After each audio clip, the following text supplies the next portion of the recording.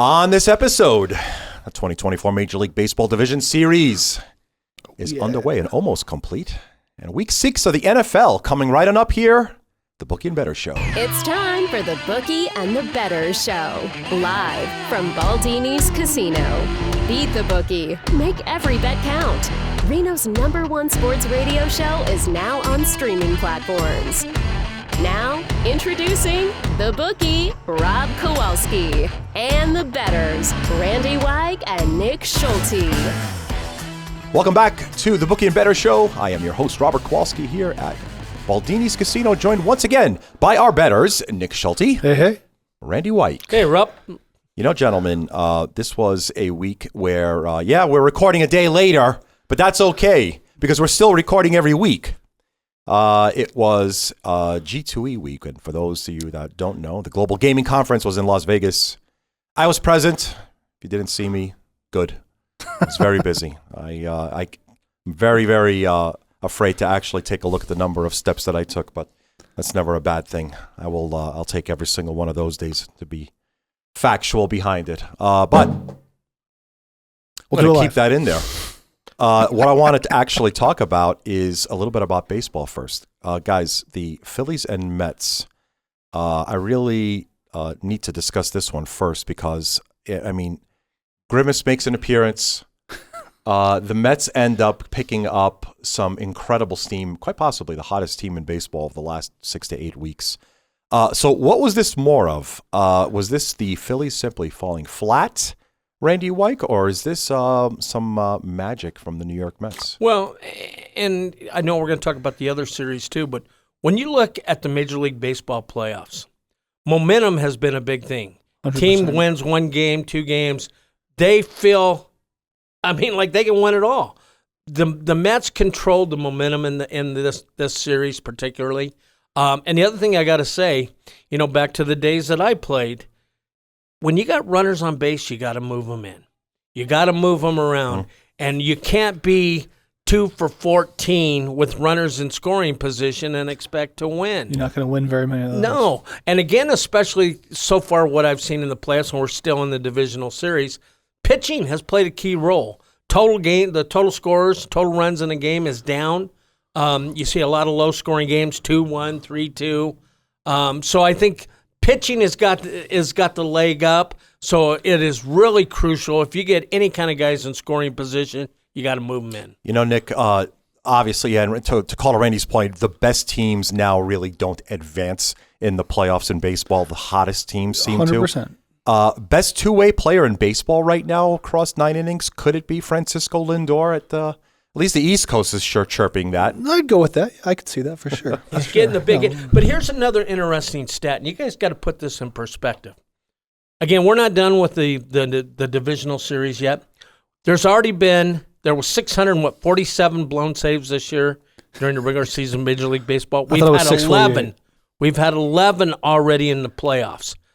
So, is it the pitching clock? Is it the middle relief's not as good as it has in years past? But on the other side of the coin, there's not a lot of runs being scored in some of these games, and they're still blowing leads. So I think it's great. Obviously, Major League Baseball's got to like where we're at. It's really going to be interesting tonight or this weekend if the Tigers win and go against the Yankees. I think Yankees might want to be worried because Scooble's going to throw 3 times, if not 4. And actually, Randy, to check you on that, to go to tonight's event, Friday night, San Diego at L.A. Of course, L.A. ends up tying up the series, brilliantly executed. How did they do it? 8-0 victory with 8 relievers in action in Game 4 to get the shutout.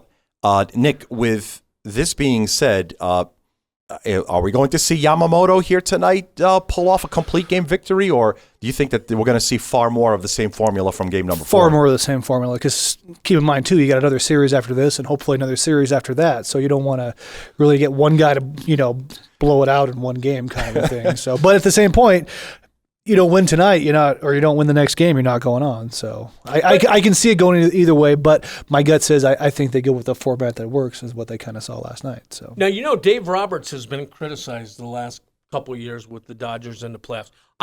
you got to admit, he did a masterful job, to your point, of 8 relievers. So he threw everybody knowing fully well they had to win. He did fantastic. Now we'll see if that rolls over to Game 5, but he did a masterful job with his pitching rotation. If I'm the manager and I see my relievers perform that well, I'll give every pitcher 1 out if I have to advance at this point. 100%. To the AL Saturday afternoon. Well, actually, it was the afternoon. It's now 10:08 a.m. Pacific. In Cleveland, it's Skubal and Boyd. Nick, you first here. Who's more likely to advance to the ALCS against the Yankees, the Guardians or the Tigers? I'm still liking the Tigers. Still liking the Tigers. Randy? Skubal's the best pitcher in baseball, and I really believe, like I said a minute ago, they win, he's pitching 4 times in the next series. So he'll throw an inning or 2 in the 7th game. But I do like and again, you talk about momentum. Now, granted, Cleveland bounced back last night, but I do like the Tigers. Should be a good series either way. I definitely was hoping that we see some kind of momentum leading into the Yankees, who definitely seem to have righted their ship and taken care of business against Kansas City. To the NFL, gentlemen, we did want to talk a little bit about the 49ers and what I saw. Week 6. I did mention that the Niners were going to have a tough season months ago, just based off of the strength of schedule formatting that we saw. They lost to the Rams, lost to the Cardinals before righting the ship against the Seahawks, who Seattle, of course, lost to the Giants on Sunday evening. So basically, prior to last night, the Niners, Nick, were 2-3 going into the game against Seattle. They have a 1-point loss to Arizona, a 3-point loss to the LA Rams, and then that 6-point loss to Minnesota. 13 red zone drives in those games. Okay, think about this just for a little bit of math. I'm trying to forget, but 5 touchdowns. Okay, so in 2023, that was 67%, number 1 in the league. This year, it's down to 41%, and it's almost dead last. The goal-to-go conversion percentage, 83% last year, and only 50% this year. So, are we just seeing all the sprockets come popping off right now, and it's just, let's see who we could sprint to the finish line with? Is the strength of schedule really hitting them this hard because of the lack of time to get yourself healthy? I think there's a number of things. And I mean, obviously, the strength of schedule and kind of the time off between games doesn't help. But, you know, when you have the injuries, you have, some pretty big key pieces in your offense that, didn't really go through training camp and, they're a little behind schedule, so to speak. And I mean, I think it's the 8th. I mean, Randy White might be their next running back the way it's going currently. And let's not forget about the Madden Curse. I mean, who was on the cover of Madden this year, and he's yet to play a game. So, but he did say he is playing that Kansas City game because he wants some payback. So we'll see if McCaffrey can somehow fix his Achilles. I want payback too, but I don't think that's going to happen. He's got to get a medical record from Germany that says, this worked. Mm-hmm. But you guys really you hit the point, and you look at Seattle last night. They played 3 games in 11 days. And to your point, what the Niners have one of the toughest schedules with that same kind of scenarios happening twice throughout the course of the season. Seattle had 7 defensive players injured last night. And if you look at the 49ers, and again, we talk about this 41% red zone conversions. I look back this past weekend. I don't know what is going on. The quarterbacks are throwing first instead of running first once they get inside the red zone. And now if you're first or second and long and third and long, they have no choice but to throw. No, they don't. They don't. And obviously your percentages are going to go down. And teams are throwing more inside that red zone instead of trying to control the tempo, get yourself in a good 2nd and 5, and it's tougher to convert, especially in the NFL. There's much to be said about conversions, and absolutely getting second chances is something you never want to just squander in this league with the way just look at week 5. Week 5's point spreads were just as tight as I could possibly remember in a long time. And it ended up becoming, actually, I will dovetail to your results actually in week 5, which surprisingly were just one other quick point. Were floating you're a by. Big 49er fan. Yeah, just a little bit. These last 2 weeks, I've watched 2 of the greatest players, and I really dominate games. Nick Bosa last night 100%. It was the best defensive game I've seen an NFL player play other than Lawrence Taylor. He was so dominant. It was unbelievable of how they did it. And then you look back at this last week at Max Crosby, who was hurt. Yep. Now, the Raiders didn't win, but he was involved in almost every play, it looked like. And so when you look, especially in red zone conversions, you look at what Nick Bosa did last night, that stops a lot of teams from scoring. Oh, 100%. And if you're an offensive coordinator going up against one of these defenses, you know you game plan around that. So, I mean, you're definitely going to have to scheme around it and everything else. So, definitely throws a few wrenches in your playbook for sure. But. Gino, turn out the lights, the party's over. You know, I met a very great friend of mine, John, your wife, Stacy. I met her in Vegas. And Stacy, while we were sitting down and having a bite to eat, she says, "Hey, can you please tell Randy Wyke to sing your one track that you're stuck on, that you can't get off of?" So Stacy, actually, this one is for you right there. So if you can, let's just dedicate that one track, Stacy, Randy. here you go. This is turn out the lights, the party's over. They say that all good things must end. Turn out the lights, the party's over, and tomorrow starts it all over again. Don't quit your day job. Yeah. That is the first and last. Hopefully last. Full radio unedited version of that track. Thank you, America. Thank you. Stacy, I did that for you and for nobody else. On to the more. I will just have to say this, though. I mean, it was a kind of a rocky start to the beginning of the season, but Niners are in first place in the West, so makes me happy. Attrition. Well, you're beating it so worst far. Records in the NFL. Hey. We're not going to. I'm going to just say this right up front. We are no longer giving out survivor picks. You have killed the public not once but twice. Oh, yeah, that sounds about right. So we're going to wrap that position completely clean. But I do want to make it clear. I did research this across the country. Survivor picks have been the worst that it's been in quite a few years. So it's not just Nick and I. This is across the country. These favorites, what is wrong with you guys? I'm just saying, if you have the Raiders come in and knock off the Ravens, and then the next week you can't even beat the Giants? This show is called The Bookie and the Bettors. Yeah. Our fans, our devout listeners, are waiting for advice from the both of you. Not from me. I'm simply presenting the markets. Randy. I've got two we're going to get to later.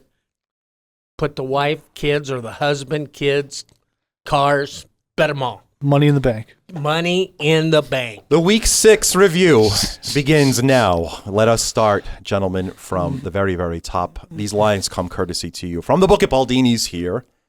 And obviously, we're going to start with our game in London. The Jaguars and the Bears. The Bears are a 1-point favorite, total 44.5. The 10 o'clocks begin here. Washington is going to be at Baltimore. So Baltimore was to 7. 6.5 is our number now. The total is 51.5.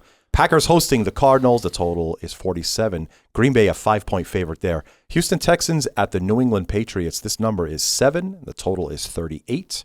Tampa Bay at New Orleans. The Buccaneers a 3.5-point favorite to Riddler, the quarterback now at the Saints. So we're going to not see Carr. It's a rookie quarterback at home for the Saints.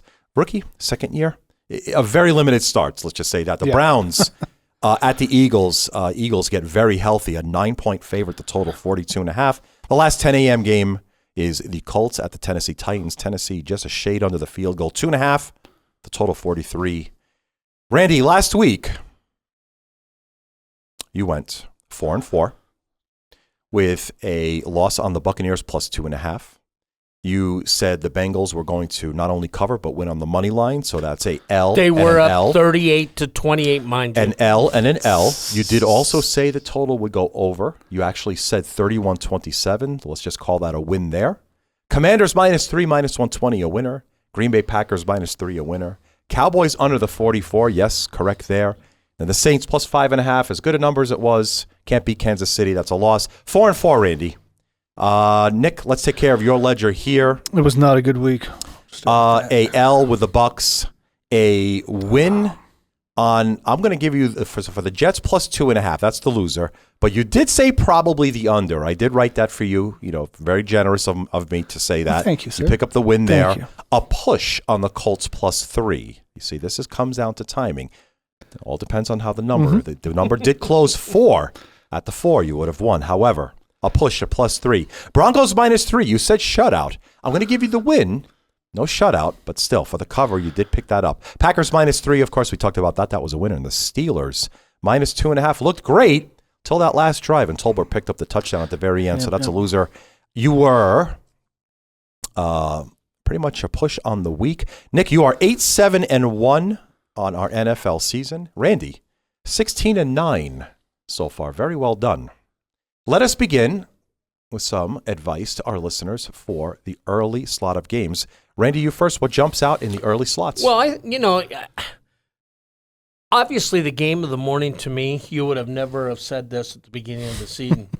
The Commanders and Ravens, this could be a great game. And you, again, to my point right now on my little computer, I have this game at 38-31 with the Ravens having the 38. This is going to be a great game. The way Daniels is playing so far, I would have never have said, even 3 weeks ago, that this would be the marquee game of the morning, if you will. That Bucs-Saints game, I think, is going to be good. I didn't anticipate, obviously, Derek Carr being out. But that Raven-Commander game has some interest.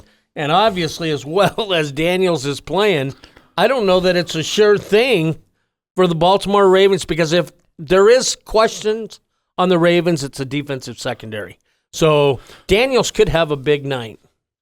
You said a lot there. Yeah. I want to come back to the Commanders because you first said the Commanders were going to be involved in a game that was going to end 38-31. With our total set to 51.5, that is way over the total.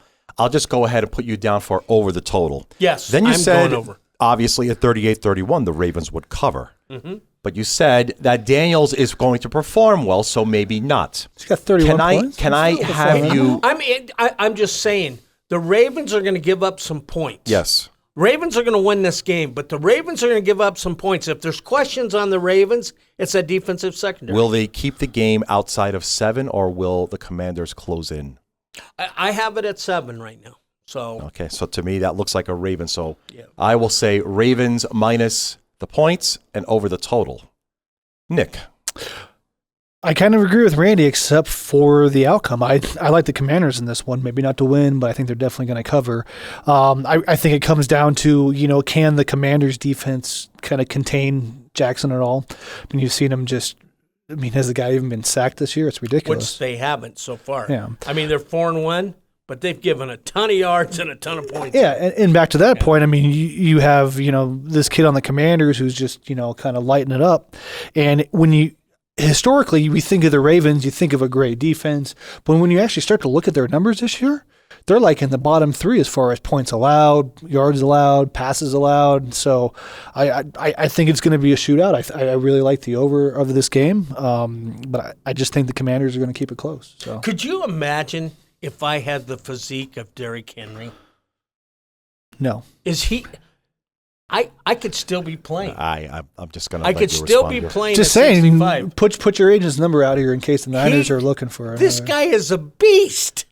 And he had the quickest touchdown as far as speed of anybody this year. Derek, let's work out together. Let me get tuned up and see if I can. Could you just imagine what's going through like a cornerback's head? When you got that guy running at you full speed and you got to try to tackle him. I'll just pass. I'm after good. you, sir. Yeah. Derrick Henry. I heard. I can't confirm this, but I thought it was such a preposterous number that I said it has to be true based on his age and the number of carries he's had in his life and what he's still doing. $250,000 on his training regimen every year, all in. Oh, I can see that. Yeah. Money very well spent. Yeah, I mean, that guy's a bust. He had 357 yards over 2 games so far this year. He's amazing. It's pretty crazy. Derek, get me in on your kind of your regimen you're doing with your workout. I think I'm there. Really quick, though, just to kind of get some insight from the bookie. What's up with that Bears-Jaguars? Bears only getting 1.5 points? Neutral, right? Neutral So ground. It's in London. I get the that. way we consider that is there. Don't look at a point spread first. You take out your black book. You rank everyone one to the very end, and you assign a number to them.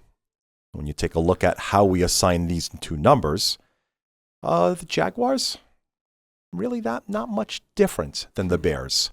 Offensively, defensively, special teams. I think that honestly it probably might come closer to pick. To be honest, this is again on neutral.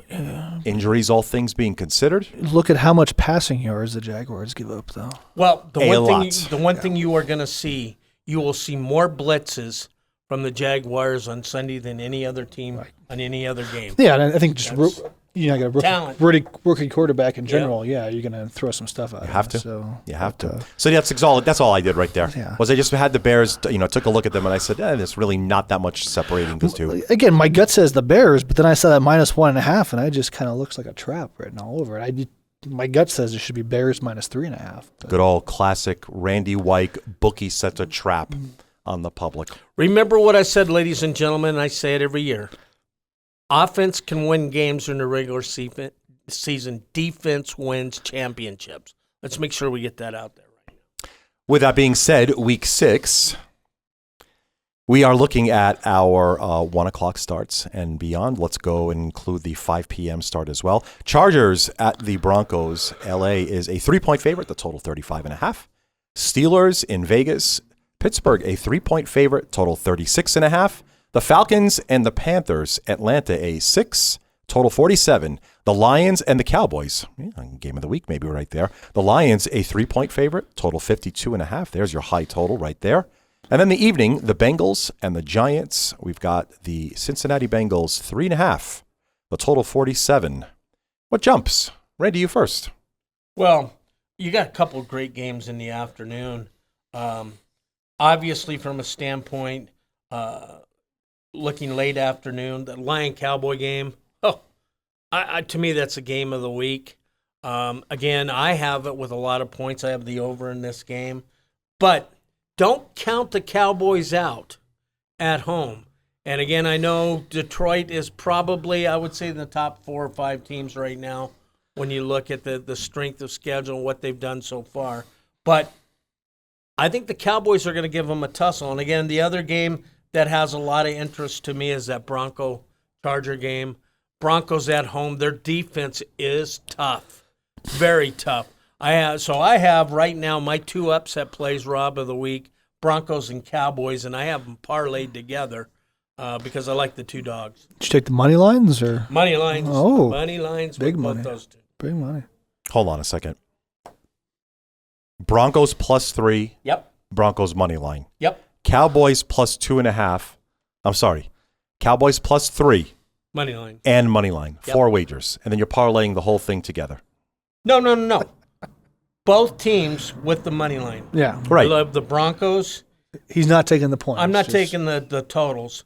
Just Broncos, but I do like the Lion game over. But I'm taking Cowboys and Broncos parlayed, money line, dogs. Take it to the bank. I can't top that. It would be tough. How about you, Nick? I really like the Falcons coming out against the Panthers. I just think, only getting 6. If we see the same Atlanta team that we saw, last Monday or whatever it was, that should be an easy. Only getting -6, they should win by at least 14. I also like the Cowboys. I don't know if I take a money line. I always take the points if you can, but the Lions just don't have a defense. And you got some weapons on that Cowboys. Now, rushing is a whole different story. I think they might get a little too one-dimensional with Dak. But, you got some weapons there in that Cowboys offense, and I don't think anything the Lions do is going to be able to stop them. So, plus you got the home field advantage. I like them getting 3 one points. game that's really lost the pizzazz, and when I was looking at the schedule at the beginning of this week, you've got a lot of dissension with the Philadelphia Eagles right now. They're even talking about getting rid of the coach, and the fans want the coach out. You've got Watson, who's not played very well at all. This is a game that you could really see a blowout. Stacy, if you're still listening, this game here, turn out the lights, the party's over. The Eagles might beat them by 30. And there's a lot of dissension going on. They're at home. They're going to want to play well in front of the home base. A.J. Brown back this week? Yes. Okay. So they will, they're going to destroy Cleveland. If we thought Deshaun Watson was 125 yards and 118 yards passing these past 2 games, he might get 70. Randy, the 10 o'clocks, we talked about those 10 o'clocks. I know, but I just... you're saying, so the Eagles by 30. Yeah. So you're stamping a ticket on a alternate very easy... money line? Yeah. You're a very easy -9 for you. If you can get them on the reverse card or... Yeah. Right. Yes. Even no problem. No. This has Philadelphia wanting to tar and feather somebody. I'm really glad that you brought that up. We almost skipped that. That was a pretty big play right there. The other ones, I don't know if we've talked about the evening game, but I mean, I'm not touching anything with New York again for the rest of the season. But I mean, the Bengals only get -3.5. I mean, they should win that game by 7. Here's another game like the Niners, Nick, this week. Bengals lose this game, you can pull out the golf clubs and the swimming trunks. You might as well take a vacation because your season is over. Like to make a play here? I'm not going against it. I mean, I've been burned by them a few times already this year. Again, but my gut says that the Bengals should win that fairly easily. But you're feeling good, but you're not pushing anything. Yeah, I've learned my lesson. Nothing official. Again, it's just, generally speaking, every time I bet, I'm never going to bet against the Niners, but every time I bet for them to cover, they never do. If I told you Malik Neighbors was not playing, I also know that too. And again, not how is it only still 3.5? I'm just like, back to that trap thing written all over. It's like, what do you know that we don't? Everybody back this week, right? Including the tight end that was hurt. Yeah, no, they are healthy. Yes, they are healthy. One last game, gentlemen, and this one has got a bit of a complexity in the coaching staff. Buffalo at New York, the Jets, that is. Buffalo is a 2.5-point favorite. Total's 41. We do have a new coach. We have a new offensive coordinator. A whole lot of new on New York. Yeah, the Jets, they demoted their OC, Nathaniel Hackett. Robert Saleh's gone. I don't know, Nick. The Jets got better, worse, stayed the same. Todd Downing, he's the new OC. Monday night, he was the OC for the Titans in 2021. Line didn't really move. Yeah, no. I mean, you never know what you're going to get. I mean, obviously you got Aaron Rodgers, who's needs no introduction. I mean, the Jets have the talent. It's just what team is going to show up. And the fact that you got the Bills, and there's some questions on the Bills defense, but I mean, Josh Allen's a playmaker. He's going to a guy you want to have the ball in his hands at the last 2 minutes of the game, but how this is only 2.5, you would assume the Bills should win this pretty easily going up against a new coach. But we've also seen it too with, a new coach comes in there, they change the chemistry in the locker room a little bit. And again, the Jets have the talent, but how much is it talent versus coaching? Right. I think that's what we're going to see a lot of come Monday night. So I think it'll be a good game. Again, I'm not touching it just because Too good a line, but that's what I wanted to hear. I know I kind of shoved that out of your mouth. That's on my problem. No, I get it. It's not a 3. It's not a pick. Yeah, it's 2.5. Let's see if Randy was able to pull out a position here on this game. Well, and you know what I'm going to say. I've been saying it all year. Aaron Rodgers is past his prime. The deep out again last week, as I've mentioned, week after week, he hasn't been able to accomplish it. He can't throw that deep out. No. Aaron Rodgers was famous for throwing off his back foot and throwing a bullet. Mm-hmm. Can't do that anymore. But with that being said, ladies and gentlemen, we're talking about a team that's 2-3, and if they win Monday night, they're back in the realm of things with time for first place. Are you kidding me? 2-3, and we fire the coaching staff. There was something else going on. I gotta admit, I don't understand. Yeah. Let's be honest. If Aaron Rodgers had played halfway decent instead of throwing 3 passes to the other team last week, with as close as that game was, they could have beaten. Because he threw a pick 6, don't forget. So they're 2-3, ladies and gentlemen. We're firing coaches and demoting coaches for a team that's 2-3. There's a few other teams in the NFL that wishes they were 2-3. I don't understand this. I'm not an Aaron Rodgers fan, but there's something shaky in New York because this team wins Monday night, and I do have them winning, ladies and gentlemen. I have the Jets pulling an upset just because Aaron's going to be ticked off, and I think he'll play the only good game that he really has all year this week. But they're 2-3. Give me a break. Aaron Rodgers puts up 2.5 touchdowns over/under. Over. Okay. He's going to throw as many touchdowns this week as he threw interceptions last week. Don't let me down, Aaron. Do not let me down. Bryce Hall 1.5 running touchdowns, over/under. If you see today, there's some rumor out there that Bryce Hall may be going back to his old ball club. I'm just so happy I got a position out of him. Yeah, okay. Jets money line. That's all I wanted to hear. But really, and again, from a better perspective, I mean, you just look at it back to what you just said, 2-3.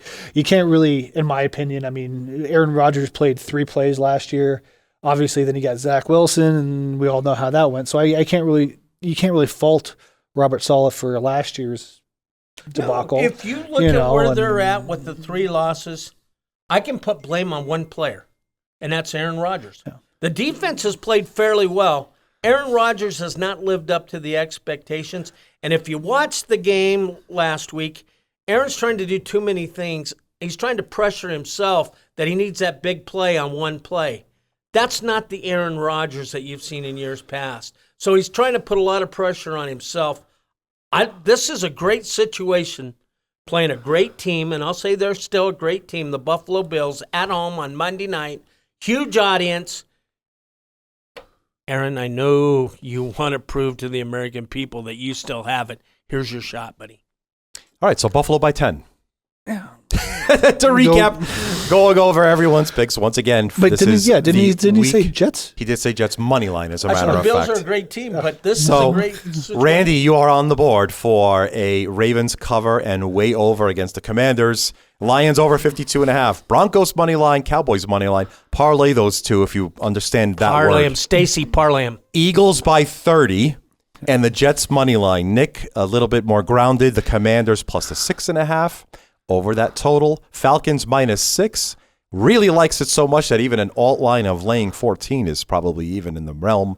Cowboys +3 at home. That makes our episode. Thank you so much again for joining us. Do see us again next time as we go and break down everything that is what's probably going to be the ALCS and NLCS. More NFL. We'll probably touch a little bit about college football and how the final 12 play themselves out. Have yourself a great weekend. Take care, everybody. Thanks, guys. Thank you for listening to the Bookie and the Bettors Show. Don't miss out. Subscribe now and be the first to know when new episodes drop. Hit that subscribe button and join us.